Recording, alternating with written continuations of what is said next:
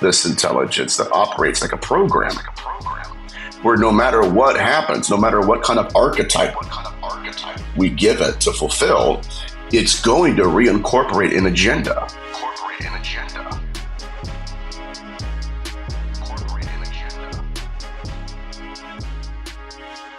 It's like a program.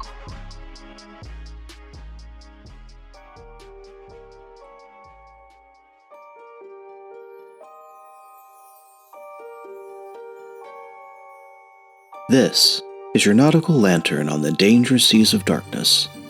Let's push off from the placid shore of the status quo and explore what's beyond the horizon.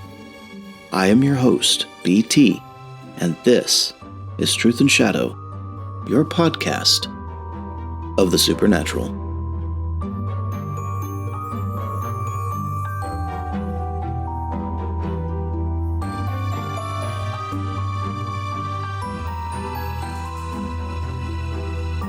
In today's episode, I speak with Nathaniel Gillis. He is a religious demonologist and author. He's an investigator, researcher, and after living in a haunted house, Nathaniel had spent 20 years researching what he encountered there.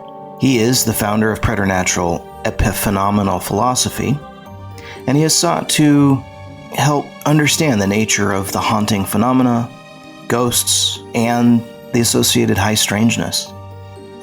He's often interviewed because of his concept of the demonic.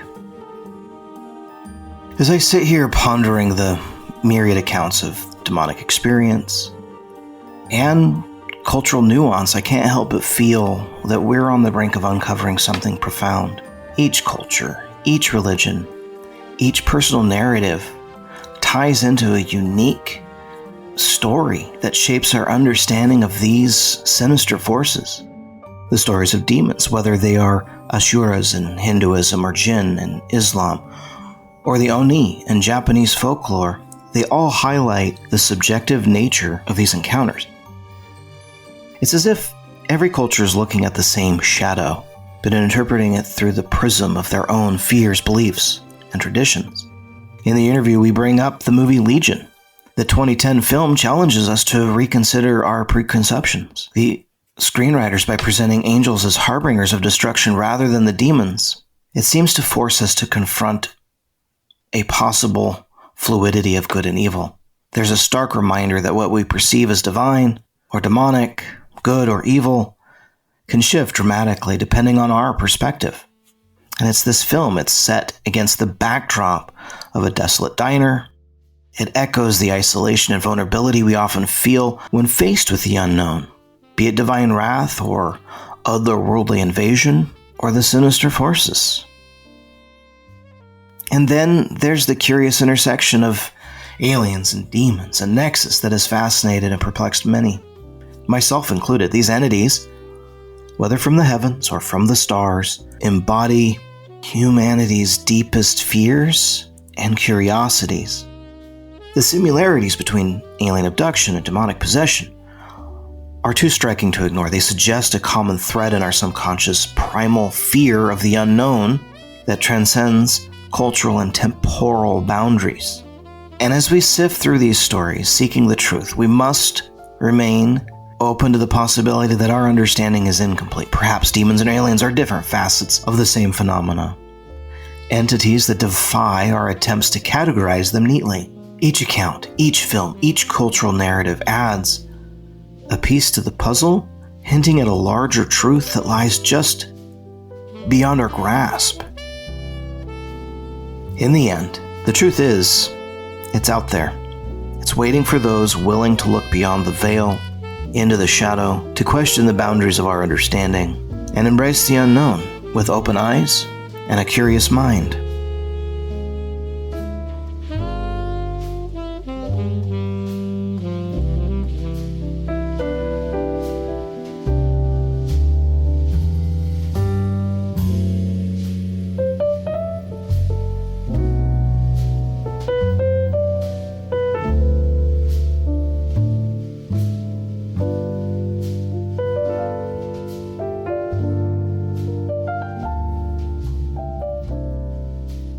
Do you dare to venture into the veiled realms where reality and nightmare converge? Will you confront the eldritch forces that defy comprehension? Or will you retreat, leaving the veil of sanity undisturbed? The choice is yours, as the shadows beckon and the questions of the unknown echo in the haunted corridors of your mind. Today we bring into the lamplight one who speaks from experience about the ancient and sinister forces that spill into our world. He is the purveyor of the profound, the perceiver of paradoxes, the protagonist of the paranormal. Nathaniel Gillis, welcome to the show. Thank you for having me. It's great to be on with you. My first question is, I would really like to hear about your background. You've been doing paranormal things for a long time, but I kind of want to know where that started and then where you are now, and then we'll get into some nitty-gritty as we go on. Absolutely. So my first encounter with this phenomenon occurred when I was 8 years old. My parents had moved into a new house in Dayton, Ohio. And moving in, and actually at the open house itself before we purchased the home, a profound amount of activity. I mean, I can remember kneeling down in what would become my future room and for some unknown reason looking underneath the bed.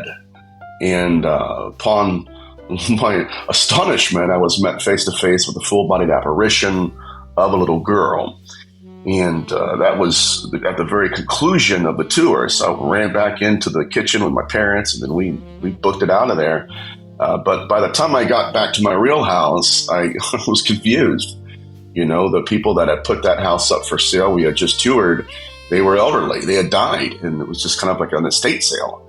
And so once I moved into that home in East Dayton, Ohio, that little girl did not belong anywhere near that house. She was not a part of the neighborhood. She didn't grow up there. It was just completely strange. And so then once we moved into it, I got to know the neighborhood, and the neighbors told me that nobody has lived there. They rent it out and stuff, but they have a hard time keeping people in it. Yeah, right. And I was like, no kidding. We've heard that in hauntology over and over again. Little did I know, I'm just playing video games and was excited because Game Boy Color just showed up. And I'm like, okay, that's how little my world was. But at that point, this intelligence evolved, as it will, as we'll discuss here in the future. And it started manifesting as different entities. And so that's what led me to believe that this wasn't a little girl at all. This was an entity trying to garner my trust and to gain some form of consent or relationship with me. And so, but I would wake up in the middle of the night and I would hear full-blown conversations occurring above my head and shadow figures, and it was just crazy. I mean, even I'm 35 now, and as the years go by, sometimes my mother or my father will both come to me. So you remember that one time when you came in our room and told us what you saw? And I don't remember that particular manifestation, but evidently it happened. And so, it was a unique situation to be put in, especially as a young boy. But that was instrumental in getting me into the field that I'm in and this pilgrimage that I'm on. Yeah, this is really an interesting tale because it seemed to you that it was one particular thing. It was one particular intelligence. This wasn't a manifestation of multiple intelligences. Right. And I think that is symbolic of the nature of the entire phenomenon. But yeah, so it was mutating and evolving according to me as a child. And so, yeah, there were nights where I would, we're going to get to the nightmare here in a second, but there were nights where I would be sleeping and something would wake me up. And I wouldn't know what it was. I would just wake up out of nowhere and I would feel this invasive presence in the room. And then around that time, when I start to acknowledge it and realize, okay, there's something here, I would hear the footfall of something displacing its weight in our living room because we had wooden floors. And so it would sound just like a man in boots walking from the living room through the hallway all the way up to my door. And then once it got to my door, it would stop. So it was terrifying, really scary stuff. Yeah, that sounds pretty intense. As you got older, and we find that through research and my personal experience that an entity does like to gain footholds, like you said. It's breaking down barriers. Other people say it's trying to work some kind of legal right over your life. It's quite an interesting intelligence. Here on Truth and Shadow podcast, we call them sinister forces because they're either fallen angels, the disembodied spirits of the Nephilim, we call those the unclean spirits, or they are the people who work with them in their nefarious means, so we call them sinister forces, and they're all intelligent, and they all have a goal in mind. And here you have an experience where you're a child, a young child, and experiencing full-bodied apparitions, but in your 8-year-old eyes, you're like, there's a little girl under the bed. Yeah. As real as if you were under the bed. Absolutely, absolutely. And what's even creepier, perhaps, is the way that she's shimmying her body all the way up to the wall. And so every ounce of her, like everything that I witnessed, it seemed to be some child that got lost or snuck in to that house when whatever. I had no frame of reference for her whatsoever. And then to my astonishment, next thing I know, wait a minute, this isn't her at all. And at first blush, I really thought I was losing my mind. I was like, there's something wrong with me, because whatever is manifesting in my room at night it's terrifying. Like, I remember going into nightmares that were looping nightmares, where it would begin and end, and then as soon as it ended, it would just start right back up again. And it was always in black and white, but it consisted of someone committing suicide over and over and over again. And then I would wake up and I could feel this, it was almost like a pulsating presence in the room. And that's when I started to ask myself a question, even as a young tyke. I'm like, okay, what's the point of this? Unless it's just trying to terrify me. And I don't know, maybe I was a source of something for it.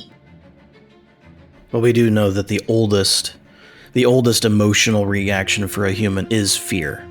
Right. Absolutely. Absolutely. Yeah. And so, I mean, it drives people to fight or flee. And there's no reason why. I mean, there is some reason, but there's no known reason as to why the intelligences enjoy specific emotional states. Yeah, I know there's theories out there, but it was just sinister. You know what I mean? But I'm listening. I don't want to interrupt you.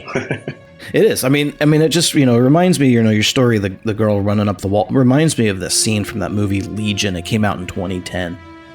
And right. Basically, the premise is kind of great movie. The premise is kind of it's really good for a story, but it's kind of meh. The old woman who shimmies up the wall was probably the best film example of what that kind of movement is, because it's just not natural. The body movements are not natural. It doesn't look right.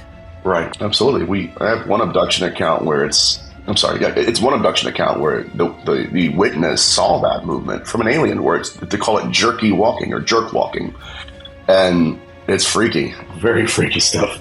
Yeah, it's not a locomotion. It seems like it's trying to be, its movement isn't natural in time in our three-dimensional space. That's what I tell people. It's not naturally moving, and our eyes are trying to correlate the contents of our experience into our brain, and it's not being able to translate. It's lost in translation, so it looks jerky to us. Correct. Yeah. I like that explanation. And anyway, so you went from personal experience, and then it drove you into investigation. That was essentially it. My background is evangelical, and I was working with the evangelical model of the phenomenon. And at the same time, my father was flying in Bible scholars from Israel and, Hebrew linguists, that kind of thing. And so I would pick their brains about it. We'd be eating Chipotle, and I'm like, all right, hey, listen, I got you your food. Now I want some answers. And, I'd pick their brains about stuff. And, it's the same theories that you've heard. And, a lot of us have heard, the Nephilim, disembodied spirits, and consciousness, and the self-replication, all that. And I do subscribe to that to a large degree. But that was my first model of this intelligence. And so when I started getting into manuscripts and antiquity, Mesopotamian text, Akkadian ritual bowls, that's when I realized that this is not a new phenomenon. It's just been reincarnated or transmigrated, if you will, into modernity. And so that's really what it was for me. And so I went through the ancient manuscripts, then I went through hauntology and apparitional theory, trying to understand, okay, what kind of bodies are these beings creating? Are they apparitional, or are they, you physically touch them? And so then I went into ufology, the UFO abduction phenomenon. And that's pretty much where I'm at right now is, okay, I'm asking questions that I haven't in prior time because, after getting through some of the case studies and so much literature, it's like, okay, it's time to hypothesize. You know what's happening. At least you can gather the information as much as you can, what's actually going on. And so that's where I've been trying to kind of strip a lot of these case studies from, okay, this is the name of the demon. This is what it tells us, to the behavioral patterns. What are they doing? And that has really been beneficial for me personally because it's allowed me to step beyond the dogma, look at the data, and actually embrace a hypothesis that is working, and it's vast. Yeah, it's definitely more vast. I mean, if we were to go back to like the 13th century, I mean, that's 700 years ago. And one of the greatest theories at the time was, how would a demon manifest? Well, it would gather the dust around its body or around its like intelligence and would influence the environment in which it is. And you're like, okay, sure. But that changes over time and other cultures experience it differently. So you can't sit there and give me a de facto statement of reality when experience that is it's subjective experience displays it in other ways. It's like, no, it's not dust from a room. What is it? Yeah, dust in a room flying a crap. That's tough. That's tough, my friend. and that was like that's like Thomas Aquinas. That's the way succubi and incubi would work, because it would gather this stuff up and in the dust and fly it to another place. It's kind of like, oh yeah, absolutely. And you're right. A lot of this stuff, and especially within the paranormal field, people believe this phenomenon is monolithic. And it's not. I mean, their intentions may be monolithic, but the way they fulfill their needs, or even the way they self-replicate, it evolves. And that's one thing that I realized that kind of shocked me was like, okay, if this phenomenon is evolving according to our awareness of it, then how much of it can we truly understand if we don't really understand ourselves? And so very quickly it gets deeper than deep, because it's like, all right, what's actually occurring here? So that's one thing that I've been hopefully trying to create a conversation around in the field. It's like, okay, a lot of these people believe that this is a new phenomenon, and yet, their peripheral vision, it starts in the 60s and it's still going on. But what if it's been here since antiquity, and it's just been reinventing itself, reincarnating it into different manifestations? Meanwhile, the same modus operandi is occurring. The same methodology is being performed. If that is the case, then there are measures of this intelligence that operates like a program, where no matter what happens, no matter what kind of archetype we give it to fulfill, it's going to reincorporate an agenda. And thankfully, one of the agendas out there that it is constantly involved in is the hybridization program. And that's been kind of where I've been centered as of late. Yeah, I mean, a lot of people, as they move through the environment, this current, if you will, it's a current, and the more people are experiencing subjectively, and they're talking to other people's subjective experience, they find that it's a current. It flows through time, and it creates not a zeitgeist. It's not a spirit of the times. It's a spirit of all time. It's been around for as far back as we know. And you're right. The ability for it to change and shape itself. I mean, from UFO sightings looking like hot air balloons to full-blown metal boomerangs. That was Kenneth Arnold's experience. He's like, they look like, these boomerangs that skipped on, that's where we got saucer from, like a saucer skipping on water, but they were shaped like boomerangs. And I mean, it's like they move in a way that's not natural, and that's consistent, right? That's consistent. How they interact with us is on an intellectual level. It's always personal. And the aim is whether to scare us or entice a different emotional response. It can be anything from, wrath to lust to greed. they all work, there's an intelligence that works for all of that. But you're right. The idea that it's now part of the alien, what is that?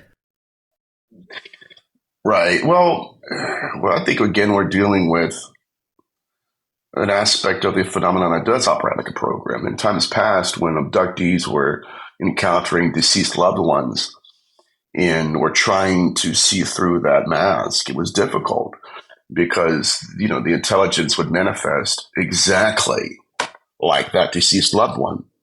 So, sometimes to the point where they're wearing the clothes they've died in. And this is alarming. To me, it's like, okay, even after doing all this research and beyond case studies, it's like, oh my God, like this is quite disturbing. But so when you're looking at this, it's like, okay, in times past, these individuals were able to see through that mask because these entities were doing things or believing things or teaching things that were antithetical to that deceased loved one. And so you had a historical record. And yet now it seems like the program has introduced a new character to which we cannot vet at all.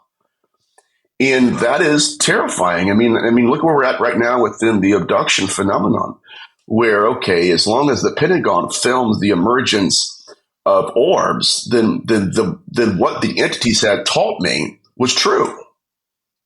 What? But again, that reminds me, I don't know, it reminds me of a Pauline text, if another Jesus comes to you teaching another gospel. Yeah, right. Exactly. Exactly. Right. Exactly like that. And it's sad, but that's where we are. Yeah. It's all part of this understanding that there really is, to borrow somebody's idea, Deuteronomy 32 worldview out there. These things think they want to be gods. They want us to worship them like gods. That's the desire and the aim, but they don't operate like the good guys, the intelligence of the angel or the good spirits, if you will. They don't operate like this. They come and they don't push themselves on you. The first thing they go is, whoa, calm down. We're not here to scare you.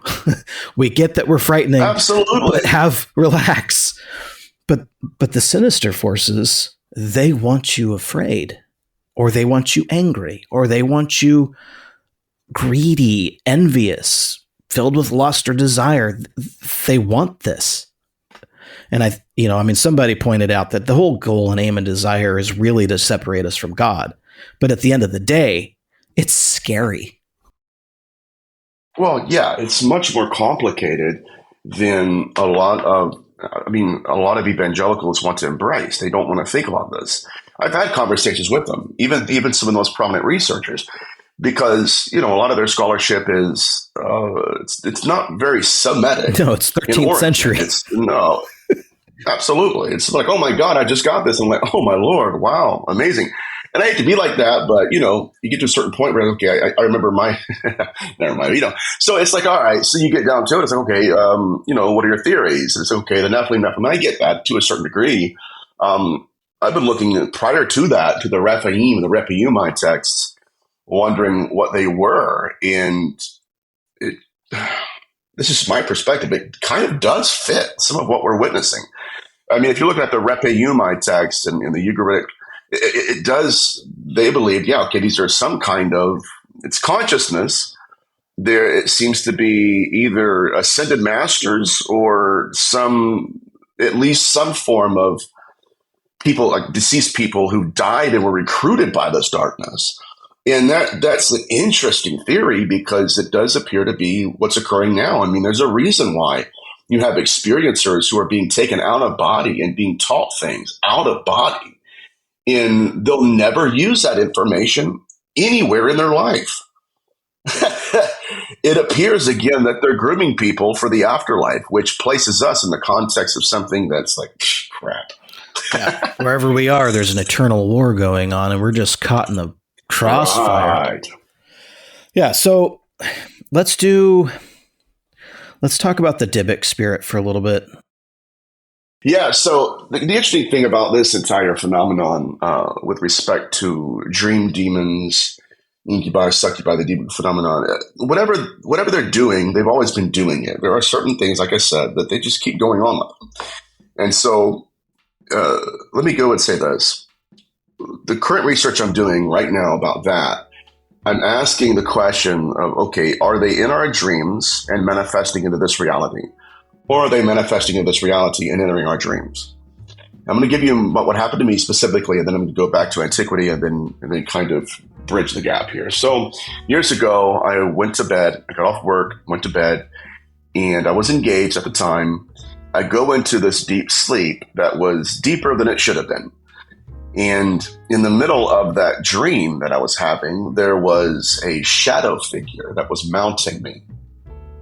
And it was featureless. It was a lot like, again, we've talked about this earlier, it's a lot like my ex when, if I would have put her in a room, turn all the lights off, it looked identical to her. So I thought it was my ex. And so I'm yelling at her name and flinging my hands everywhere. And I kept asking, is that you? Is that you? And finally, I woke myself up from the hand throwing. And to my utter astonishment, there I was face to face with that same entity. Now, it wasn't in my dream. It was actually physically on top of me. And that's when my ex woke up and saw it and said, what is that? What is that? And then the thing just disappeared. But that is the foundation of the research I'm going to be discussing here, I guess, is, okay, is it here or is it there or is it both? And so is that the reason they're inducing us into dreamlike states? So getting back to dream demonology, since the dawn of written history, we have case studies, most of them found in incantations and ritual bowls. But they essentially, an entity would manifest to an experiencer, usually a woman, and would either find her already sleeping or would induce her into a dreamlike state. And it would get her to the point where it would almost create a virtual reality scenario where it would then appear as a former lover or current lover and then would try to inseminate her with a fetus. And that is the dawning first breaths of the hybridization program that we're witnessing to this day.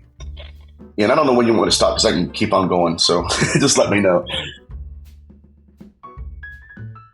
No, that's fine because these are modern tellings of the succubi incubi. That's what that is. Right. I mean, the fact that an entity can form itself to be either male or female while being neither, and then doing what either can do upon a whim. I mean, it's baphometical. Yeah, 100%. And it is the oldest translations of what's happening right now. And, it's essentially what's occurring is the idea was, okay, yeah, so I am in a dreamlike state, and now I'm making decisions based on false premises. These are, this is not my husband, it's not my girlfriend, my fiance at the time. It's not her at all. It was an entity masquerading as her. And what was occurring, too, in this particular time frame is you had experiencers who were thinking this is a nightmare, thinking, okay, it's a dreamlike state. Thereby, they give consent because they realize or they think, okay, this is not even real. And then, the next day they wake up to realize, oh my God, I have scarifications on my body, ligature marks, bruisings that correlate directly with what I thought was just a nightmare. That is interesting. And so if you look at the victimology, even in possession cases and specifically within the hybridization program, it was largely female. Their interests surrounded the reproduction process. And so they would monitor the fertility of the woman. And this is where we get now, and this is where we get people actually having to have hysterectomies because of what this intelligence has done. But that is the beginning of your incubi and succubi encounters. But there was a gentleman by the name of Father Sinistrari of Amino who was documenting these case studies. He was a Franciscan priest, and he was primarily working with incubi and succubi, specifically incubi victims. And he was called upon one day to go and investigate a house where a family encountered paranormal activity, number one, but number two, they encountered an incubi entity.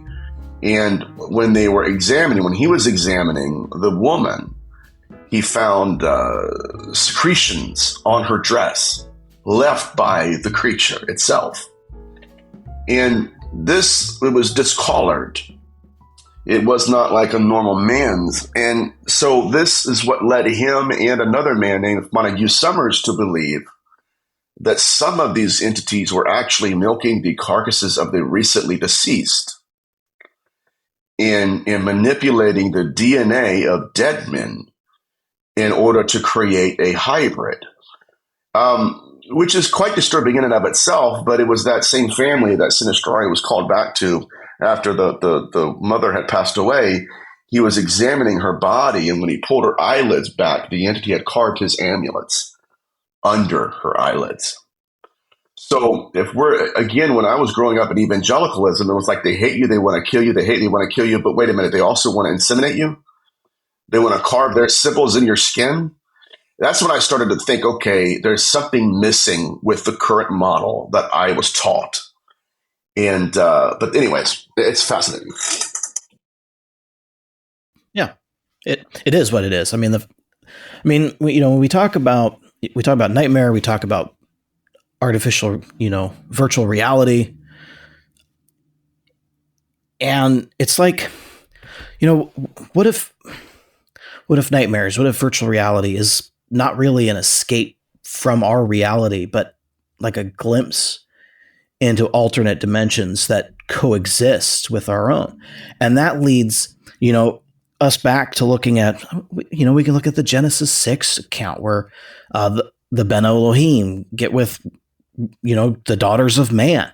And we don't really understand how that worked, but as, Montague Summers and Father Sinistari, they were starting to figure out that it could have been this way. It could have been through this means. And the goal and the aim was, to produce offspring that could usurp the divine right that humans have. Correct. And something to note here, specifically within their literature, is, I gotta back up and say this. Can you imagine discussing this with just the youth pastor down the road? I can't. I swear to you, it would be like, see ya.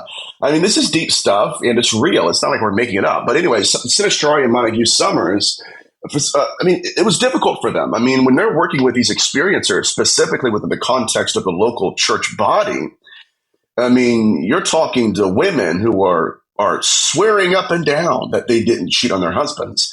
And then by the time they have the vocabulary, right, to even articulate what that entity was, they couldn't even define whether or not it was a sin, because the encounter was so strange. Was it a beast? Not really. Was it? I mean, so that's where they were, and that's going to be where we are right now. Because if you have an entity copulating with a woman, what would the church call that exactly? Is it fornication? I mean, what are we classified that as sin? But that goes to show you where this intelligence has placed us. And they didn't have a sin. They had no sin there. I mean, literally, they had no law that was broken, and they couldn't understand it. And just goes to show you that there is something out there that is transcending that model in some areas, and they are worth considering. We cannot abandon them just because they exist. Yeah. So basically your goal and your drive is to answer the question that could it be that the enigmatic phenomena we interpret today as extraterrestrial encounters are in fact evolving dark forces, sinister forces, adopting the appearance of, say, aliens to subtly influence and manipulate our perception of reality? I mean, 100%. I mean, can there be a darker truth than that? There possibly can. If you get even darker, we can entertain it. Yeah, I get what you're saying. Yeah, we can entertain it. Yeah, I mean, if you're looking at an intelligence that's evolving according to our awareness of it, and in that, right, okay, we have different archetypes. Okay, is it Garen Adna? Sure, I'll be Garen Adna. And this is what I talked about at Awakening in England last month, was when you have an intelligence that diversifies its identity, what that means is it's allowing us to believe it follows certain rules. And then we apply the rules to that mask it's wearing. And then, you encounter it, you conjure it, you copulate with it. And then at the last moment, the most vulnerable point of this entire experience, outsteps the proto-intelligence that was wearing that mask. And when you encounter that entity, it's exactly what they were encountering in Sinistrari's work, where it's like, what is that exactly? Because it doesn't follow certain rules.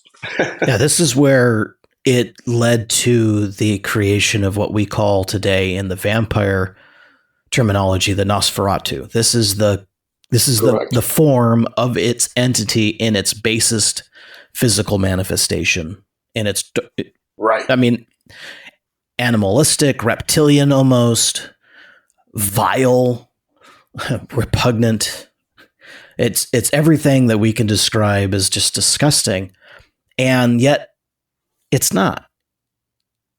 It just is. Yeah, exactly right. It just is. That's its life. That's its existence.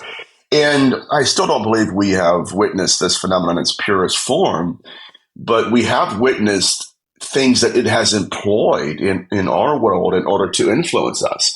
And this is when I started connecting with, and to a degree, a lot of people that follow me, specifically with my family, they don't understand this, but it has to be done.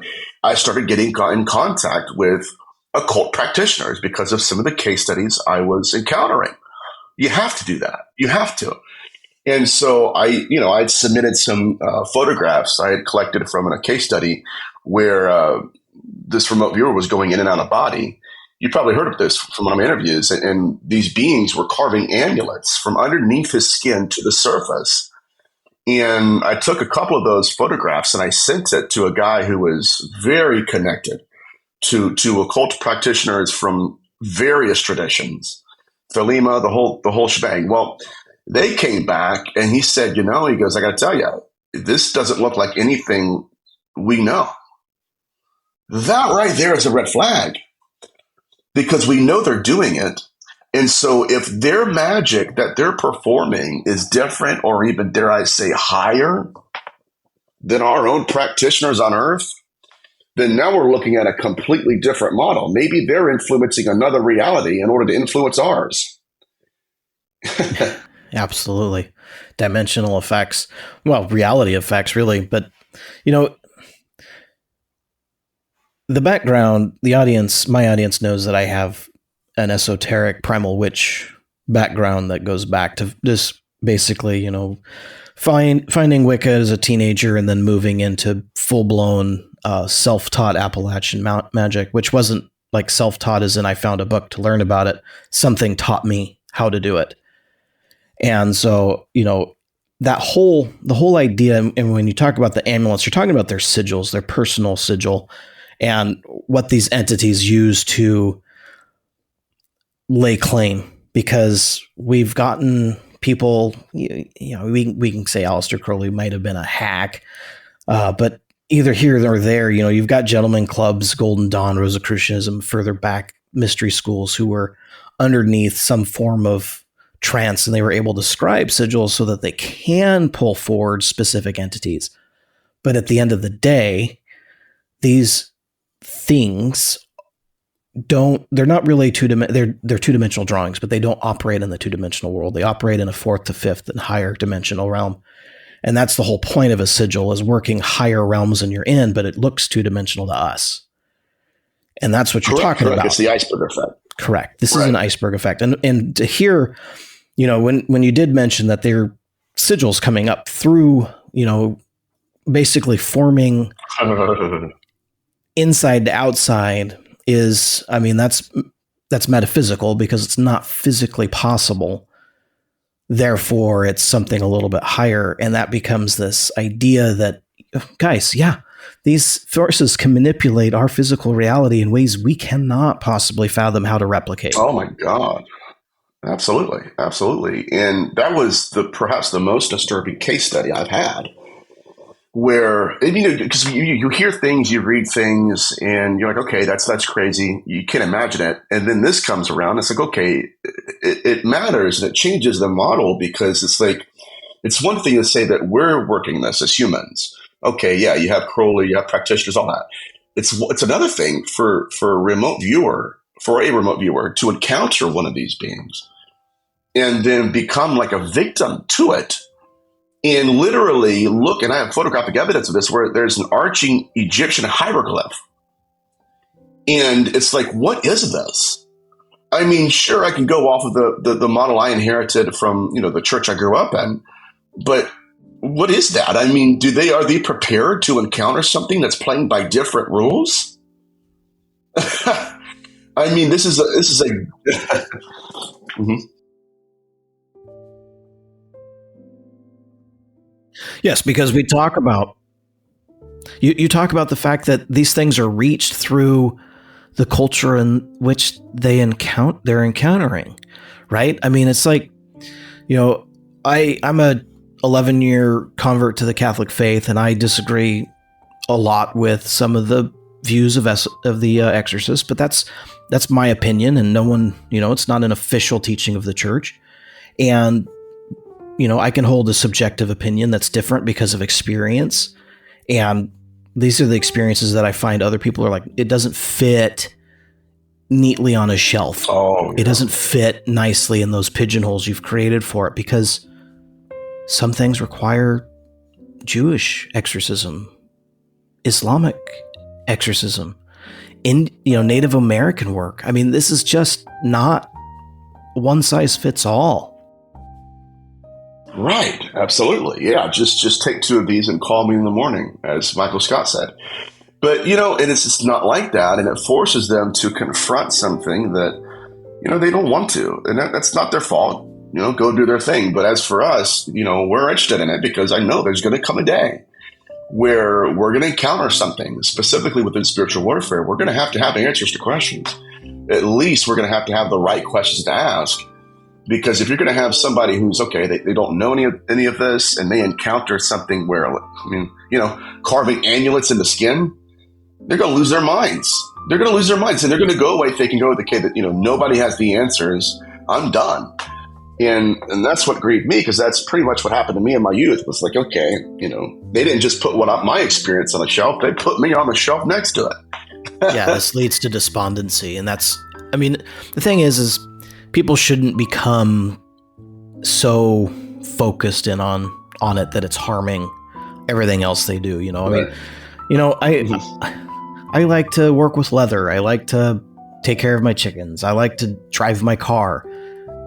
None of those things have to do with research. I have hours a week that I dedicate to looking this stuff up and researching it. And then when I'm done, the books are closed and I go about my business. Other people are just 24/7 in this current, and it's harmful. Oh yeah.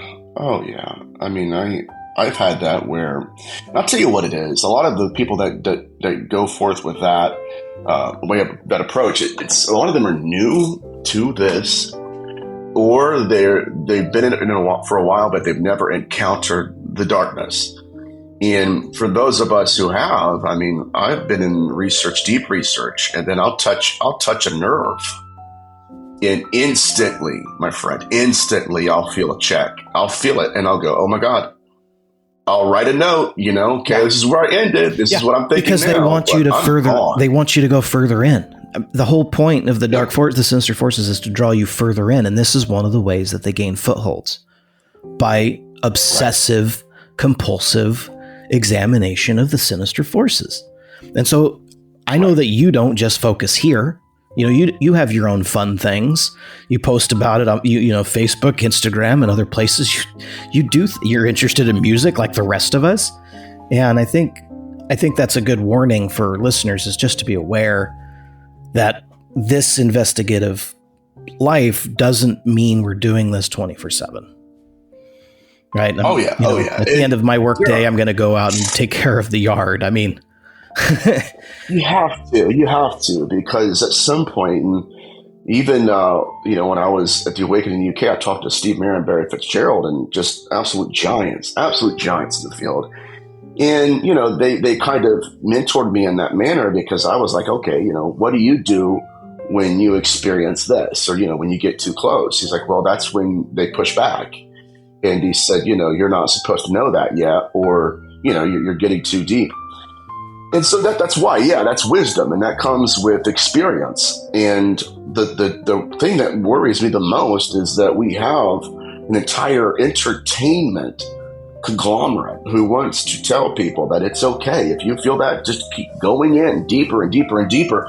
And then you have cases like I've had where, people that research or do investigations, next thing you know, they're starting to get haunted by something that's not what they ever encountered before. It's something completely different. And why? Because nobody told them, hey, listen, if you get too close, it bites. You've got to leave it alone for a little bit, regather yourself. But that, like I said, it does come with experience. But I'll tell you what, for sure, that will weed out who's been in it and who's going to be in it for a little bit longer. It leads to oppression, it leads to depression, and it leads to possession, and pretty much in that order. Well, something that I really wanted to just spend a little bit of time talking about is, I do like talking about the paranormal and the research, not just here with the sinister forces, but the intriguing world of the alien. And that's kind of something that's, I don't call it a pet project. I barely look the stuff up anymore. I was a 13-year-old when I discovered Whitley Strieber or Stryber, however he pronounces it. And, I was like 15 when I first watched the movie with the mashed potatoes, Close Encounters of the Third Kind, And so it's like, I've been around it, I'm an 80s to 90s kid. So we've all been around the alien, of course, ET phone home, right? Or home phone, depending on your Mandela effect. Home phone, cell phone. So, anyway, ETI phone. Give me some, what are some UFO things that you've researched, some alien experiencers you've talked to? Let's just talk about that for a bit. Well, first of all, we don't know what we're dealing with. If we're looking at the amount of control these beings have over us, it's alarming. I was talking to Steve Mera, and I said, what have you, I'm just going to picture over real quick. I said, what have you learned about this? He goes, they know the future to at least, I think it was 19 months. I was like, what? Yeah, it's so absolutely. If you look at these abduction accounts, yes. The technology they appear to have, it can resurrect animals like it did with Betty Luca's cat. It could pull people out of their bodies to where they suffer bilocation. And I'm not talking about, okay, this is an entire event. No, literally getting out of the car, looking up in the sky, and next thing they know, they're looking down at their body. We have Air Force pilots who are coming out and testifying that they saw the UFO. And then during the encounter, they had a near-death experience. When they went back to their quarters, they sat on the toilet and cried. And during their weeping, they kept leaving their body. I'm now out of my body, staring at myself while I'm crying. That's a lot to consider. And whatever this is, this newest incarnation of the intelligence, it's demonstrating, of course, we can look at the old pathologies and the intersectionalities between it all, but it's demonstrating new tactics and new characteristics that are confounding. And the question I'm looking at, why is it that, again, that it seems like they're grooming people into involuntary initiations? What does this symbol look like to you? Right? Okay, well, you got to focus on that symbol. Why? There's one experience, this will blow your mind. There's one experiencer who went through an entire scenario that if you look at that and compare it to a painting we have in the 17th century of the devil and a witch, it is identical. Identical. I want a Bible. I'll give you something else. I'll give you a book. And in this exchange is an initiation. We've had that happen. And it's the weirdest thing ever for me, because it's like, okay, what is actually occurring here? To mirror some kind of artistic nuance is strange.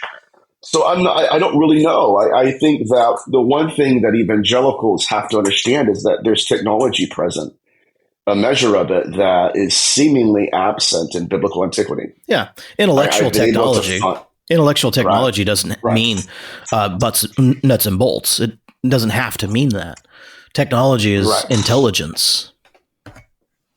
Correct. I mean, And so one of the things I've been able to dig up though, because I've had ufologists come at me with yeah, the antiquated understanding of demons. They don't have bodies. I'm like, all right, whatever. the fallen And angel. it's funny Yeah, because they haven't studied it because you can see just there. It's like, oh, okay, this will be a great conversation. They don't even have the literature behind them and knowledge to have an articulate discussion about it. But anyways, getting back to this, in my lecture, The Awakening, I was talking about how all of this occurred during the emergence of the first altars. And so during, what we would consider to be idolatry, whereas, you have an entity in the darkness that's trying to become incarnate, you have a practitioner erecting an altar.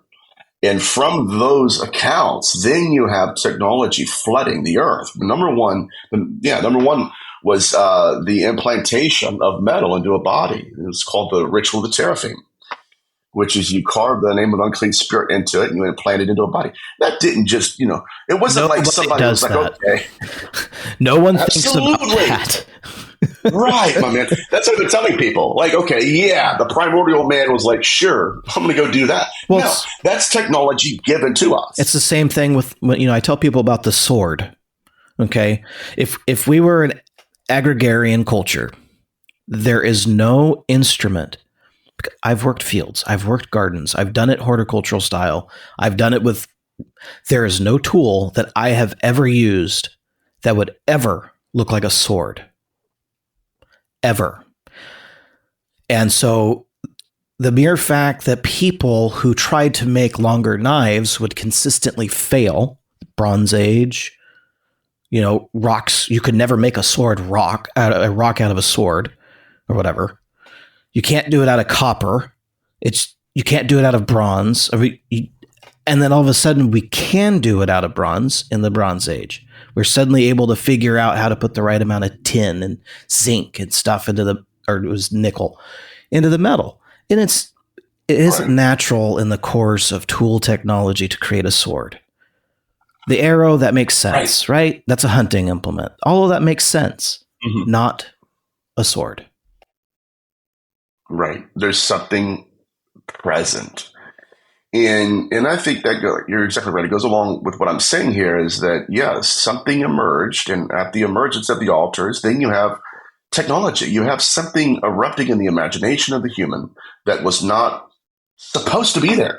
And so then I, of course, in the lecture, I talked about that. I talked about the implant, the technology of the implant, and the consciousness transferring to another biological avatar. Then I went into the replication of species, which was by virtue of impregnation. And a lot of these ufologists don't want to look at that because it forces them into a model where, okay, this intelligence is not new, it's ancient.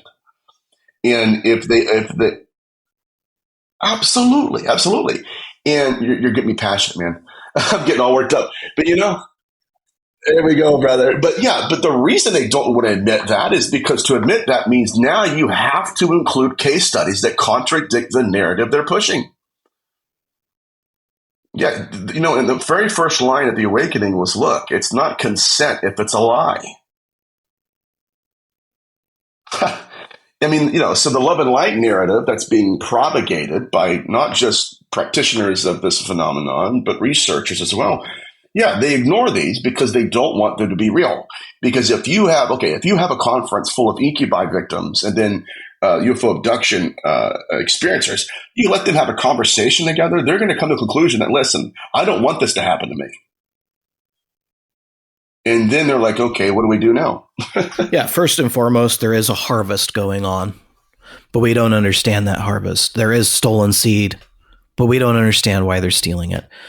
Unless we can say, look, they're trying it. The aim, the goal, and the desire is to take away the image that they fail from and have the adopted image of God through us.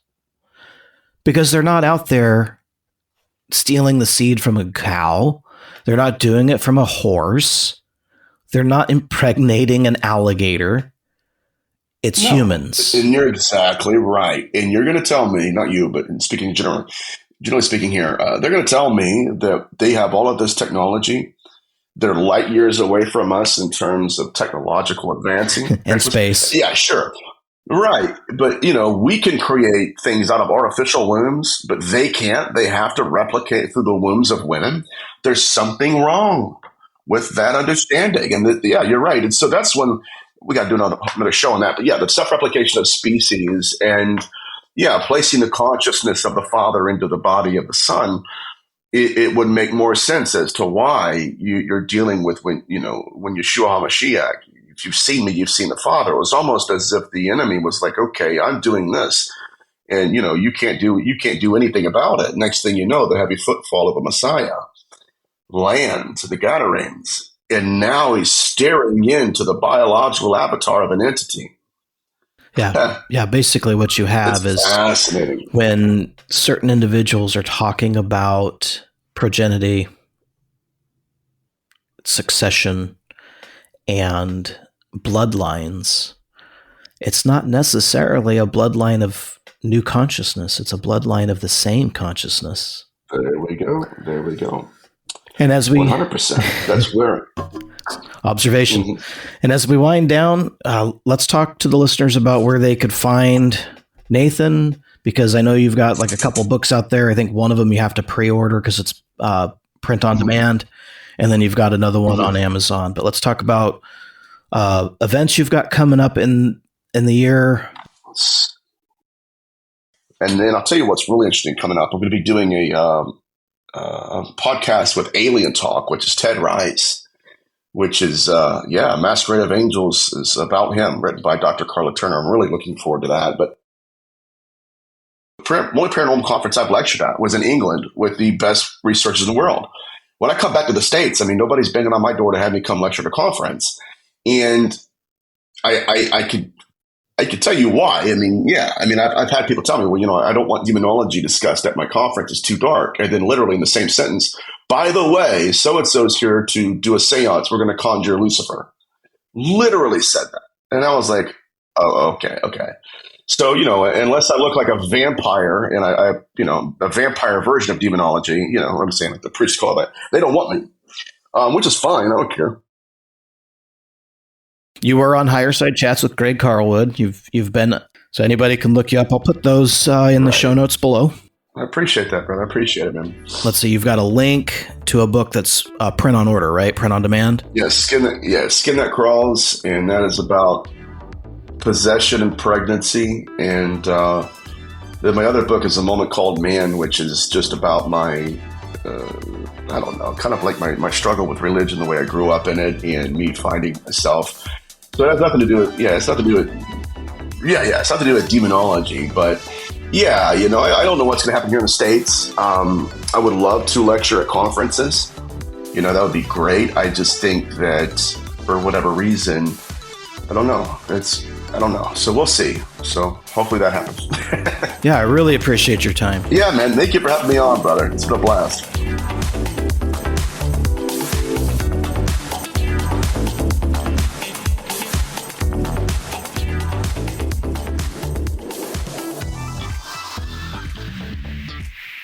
Thank you for listening. This is a free podcast based upon the value for value model. If you find value in this, or any episode, you can return that value by liking the show, subscribing to this channel, leaving a review, or sharing with a friend on your social media accounts.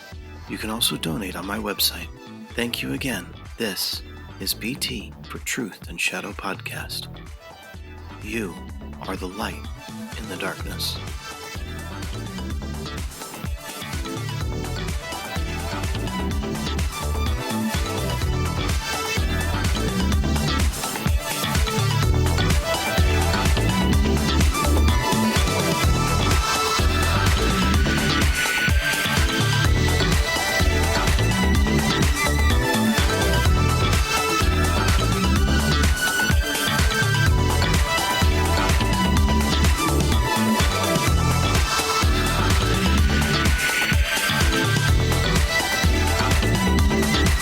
this intelligence that operates like a program, where no matter what happens, no matter what kind of archetype we give it to fulfill, it's going to reincorporate an agenda.